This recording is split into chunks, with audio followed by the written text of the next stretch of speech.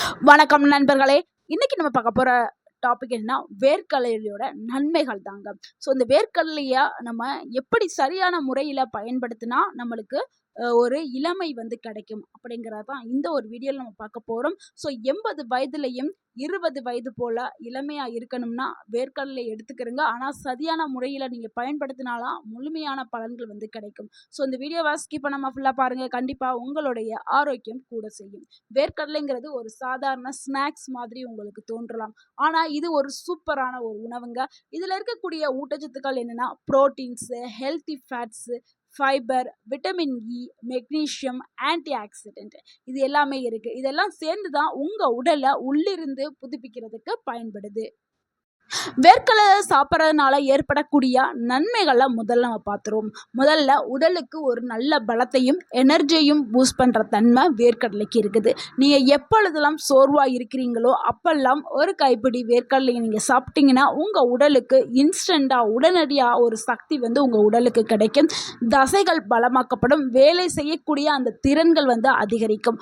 ஜிம்முக்கு போகிறவங்களுக்கு ஒரு நேச்சுரலான ஒரு ப்ரோட்டீன்ஸ் வேணும்னா கண்டிப்பாக வேர்க்கடலை எடுத்துக்கலாம். அதே மாதிரி விளையாட்டு வீரர்கள், ஸோ அவங்களாம் ரொம்ப ஒர்க் அவுட் பண்ணுவாங்க. ஜிம்மு, விளையாட்டு வீரர்கள் இவங்க எல்லாருக்கும் மசில்ஸை வந்து நல்லா ஸ்ட்ரென்தன் பண்ணணும் அப்படின்னா நீங்கள் தினமும் ஒரு கைப்பிடி வந்து வேர்க்கடலை வந்து எடுத்துக்கிறது ரொம்ப நல்லது.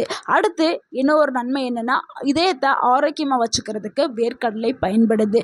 நிறைய பேர் என்ன பண்ணுவாங்கன்னா வேர்க்கடலில் வந்து கொழுப்பு அதிகமாக இருக்குது, ஸோ இதனால் வந்து ஹார்ட் அட்டாக் வரும் அப்படின்னு நினைக்கிறாங்க. ஆனால் சரியான முறையில் பயன்படுத்தினா அந்த ஹார்ட் அட்டாக் வராமல் பாதுகாக்க உணவுகளில் ஒன்றா வேர்க்கடலை மாறிடும். ஸோ அளவுங்கிறது ரொம்ப முக்கியம். அளவுக்கு மீறினால் அமிர்தம் நஞ்சு. நீங்கள் அதிகமாக எடுத்திங்கன்னா ஹார்ட் அட்டாக் வரும், அளவாக எடுத்திங்கன்னா ஹார்ட் அட்டாக் வராமல் பாதுகாக்கும். ஸோ உங்களோட இதயத்தை ஆரோக்கியமாக வச்சுக்கிறதுக்கு வேர்க்கடலை பயன்படுது. ஏன்னா வேர்க்கடலில் வந்து நல்ல கொழுப்புகள், குட் ஃபேட் வந்து இருக்குது. எப்போவுமே நம்ம உடலுக்கு வந்து நல்ல கொழுப்புகள் வந்து வேணும். அது எதுக்குன்னா கெட்ட கொழுப்புக்களை வந்து எரிக்கிறதுக்கு பயன்படக்கூடியது. ஸோ அந்த நல்ல கொழுப்பு இதில் வேர்க்கடலில் இருக்குது. அதே மாதிரி இதில் ஒமேகா 3 ஃபேட்டி ஆசிட்டும் இருக்குது.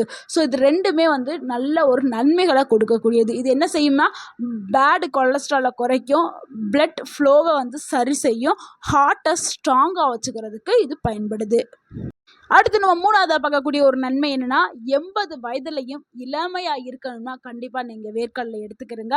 இதுதான் இந்த வீடியோடைய முக்கியமான பகுதியே. வேர்க்கடலை என்ன பண்ணுதுன்னா இது ஒரு ஆன்டி ஏஜிங் ஃபுட்டாக இருக்குது.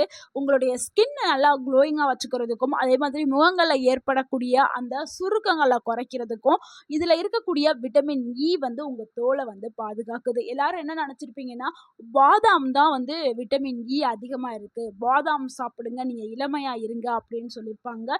ஏழைகளுடைய பாதாம் வந்து எதுனா வேர்க்கடலை தான். ஏன்னா எல்லாருனாலையும் எல்லா டைம்லையும் பாதாம் வாங்கி சாப்பிட முடியாது. ஏன்னா பாதாம் கொஞ்சம் காஸ்ட்லியான ஒரு பொருள் தான். ஆனால் வேர்க்கடலை வந்து அதை விட காசு கம்மி.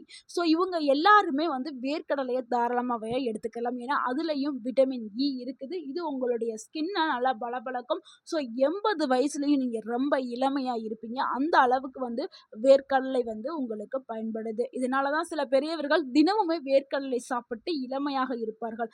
வயதானவர்கள் 60 வயசுக்கு மேலே இருக்கிறவங்கள சிலரை கவனிங்களே, அவங்க தினமும் ஒரு பேக்கெட் வாங்குவாங்க. ஒரு பேக்கெட் வாங்கி ஒரு கைப்பிடி வந்து வேர்க்கடலை தினமும் சாப்பிடுவாங்க. ஏன்னா அவங்க சாப்பிட்றதுக்கான ரகசியமே இதுதான். அவங்களுடைய முகங்களில் வந்து ஏற்படக்கூடிய முகச்சுருக்கம் வந்து தாமதமாக்கப்படும், முதுமை வந்து தாமதமாக்கப்படும். ஸோ இதுதான் வந்து இங்கே ஹைலைட். ஸோ வந்து நீங்கள் தினமும் வந்து வேர்க்கடலையை எடுத்துக்கிறங்க. அடுத்து நம்ம ஐந்தாவதாக பார்க்கக்கூடிய ஒரு நன்மை என்னென்னா மூளை வளர்ச்சிங்க. ஸோ படிக்கிற குழந்தைகளுக்கு நல்ல ஒரு கான்சன்ட்ரேஷன் பவர் வந்து வேணும், நல்ல ஒரு ஃபோக்கஸ்டாக வந்து படிக்கணும் அப்படின்னா வந்து நீங்கள் கண்டிப்பாக வேர்க்கடலை வந்து படிக்கக்கூடிய மாணவர்களுக்கு வந்து கொடுக்கலாம், குழந்தைகளுக்கு கொடுக்கலாம். ஏன்னா குழந்தைகளுக்குலாம் டெய்லி நம்ம வேர்க்கடலையாக கொடுக்கறதுக்கு பதிலாக அந்த கடலை மிட்டாய் இருக்குல்ல, வேர்க்கடலை மிட்டாய், அந்த வேர்க்கடலை மிட்டாயை வந்து நம்ம டெய்லி ஒவ்வொரு பீஸ் நம்ம எடுத்து கொடுத்தோம்னா அவங்களுக்கு மெமரி பவர் வந்து கூட ஆரம்பிக்கும். ஸோ அவங்க படிக்கக்கூடியது எல்லாமே நல்லா ஞாபகத்தில் வச்சுக்குவாங்க. ஸோ அவங்களுடைய பிரெயின் வந்து நல்லாவே பவர்ஃபுல்லாக ஆக ஆரம்பிச்சிடும். ஸோ அவங்களுடைய கான்சன்ட்ரேஷன் அந்த பவர் வந்து உயர ஆரம்பிக்கும். அதே மாதிரி எக்ஸாம் எழுதுகிறவங்க, இப்போ டிஎன்பிசி படிக்கிறவங்க இவங்க எல்லாமே வந்து வேர்க்கடலையை நல்லா ஒரு உணவாக எடுத்துக்கலாம். அதெல்லாம் கடலை மிட்டாயை டெய்லி ஒரு பீஸ் எடுத்துக்கலாம். முக்கியமாக வயதானவர்கள், ஏன்னா அவங்களுக்கு வந்து ஞாபக மறதி நிறையாவே வரும். ஸோ இந்த டைமில் வந்துங்க அவங்களுக்கு மெமரி லாஸ் கொஞ்சம் கொஞ்சமாக குறைஞ்சிக்கிட்டே அதிகரிச்சுக்கிட்டே இருக்கும். ஸோ அந்த மெமரி பவர் வந்து கம்மியாயிட்டே இருக்கும். 60 வயதுக்கு மேலே இருக்கிறவங்களுக்கு வச்ச பொருள் எங்கே இருக்குது என்ன ஏதுன்னு தெரியாது, ஞாபகம் இருக்காது. அந்த அளவுக்கு ஞாபக சக்தி குறைஞ்சிருக்கும். அவங்க தினமும் வேர்க்கடலையை சாப்பிட்டுட்டு வரும்பொழுது அவங்களுடைய ஞாபக சக்தி வந்து கூட ஆரம்பிக்கும். அந்த என்ன சொல்கிறது, நினைவாற்றல் வந்து அதிகப்படுத்தப்படும். அடுத்து நம்ம 6வதா பார்க்கக்கூடிய ஒரு நன்மை என்னென்னா, உடல் எடையை குறைக்கிறதுக்கு வேர்க்கடலை வந்து பயன்படுது. வேர்க்கடலை சாப்பிட்டா வெயிட் கூடும் அப்படின்னு நிறைய பேர் சொல்கிறாங்க. இது ஒரு தவறான நம்பிக்கை. சரியான அளவில் சாப்பிட்டிங்கன்னா கண்டிப்பாக வெயிட் லாஸ் ஆகும். இது வந்து வேர்க்கடலை எடுக்கும் பொழுது நம்மளுடைய பசி வந்து கட்டுக்குள்ளே கொண்டு வரப்படும். ஸோ அடுத்து வேறு எந்த ஒரு உணவையும் நம்ம சாப்பிட மாட்டோம்.